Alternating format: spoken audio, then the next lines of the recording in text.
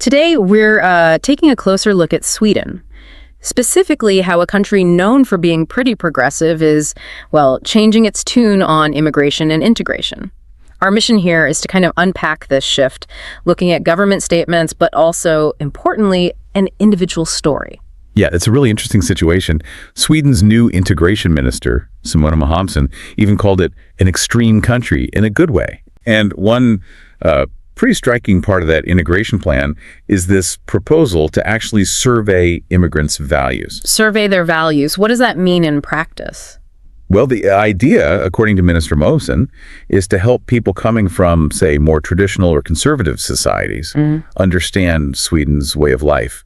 Because this trend of tightening asylum rules, it's not entirely new. It didn't just start with this government. Oh, really? Yeah, since the big influx of migrants back in 2015, successive governments, both left and right, have made asylum rules stricter. So it's more of a gradual cross-party shift then? It looks that way. It suggests a broader change in mood or priorities within Sweden over almost a decade now. Okay, so that's the policy level.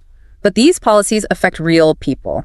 Our sources also give us a specific case, someone named Aziz Franklin Abuchi, a Nigerian man in a deportation camp. Right. His story really brings the individual impact into focus. Yeah. Franklin's situation is quite tough.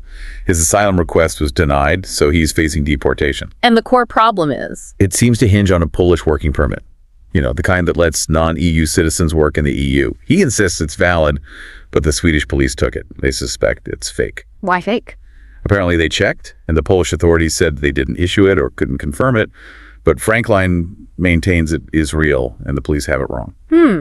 And he applied for asylum while he was already detained? Yes, that's right.